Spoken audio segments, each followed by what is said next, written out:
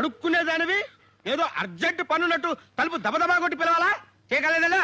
ఇంట్లో నువ్వు ఉన్నావేంట్రా? రా.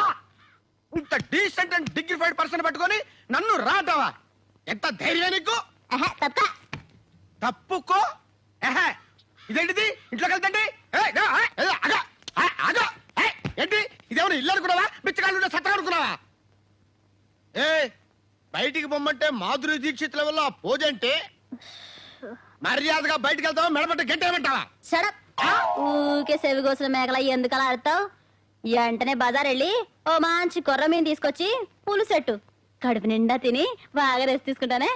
నేను నీ కంటికి మిలిటరీ వాటలు వంటోళ్ళ కనపడుతున్నానంటే నన్ను తోసుకుని నా ఇంట్లోకి వచ్చి నా మంచం ఎక్కి పైగా కొర్రమైన పులుసెట్టు అని నాకే ఆర్డర్ వేస్తున్నావంటే ఇది మామూలు పొగరు కాదు, హై రేంజ్ పొగరు. అవునుబే, ఒక్కింటి కూడు తినేవాడివి నీకెంత పొగరుంటే 10 ఇళ్ళ కూడు తినేదాన్ని నాకెంత పొగరుండాలే? శబాష్. అరే ఏ క్లాస్, చాలా గొప్పగా చెప్పావే. చెక్కండి చంపేస్తా నిన్ను. నిన్ను మామూలుగా కదే. అయ్య బాబాయ్ నిన్ను ఇదిగో ఈ పెద్ద పిండితో తొందరపడకు. అక్కినేని లెవెల్లో పోజేంట్రా? ఈ మేడమును ఏమీ అనొద్దు. మేడమ్మా? అవును మై సన్, చిన్న మేడం. ఐ మీన్ నీకు పిన్ని వరస. ఇది నాకు పిన్ని వరస?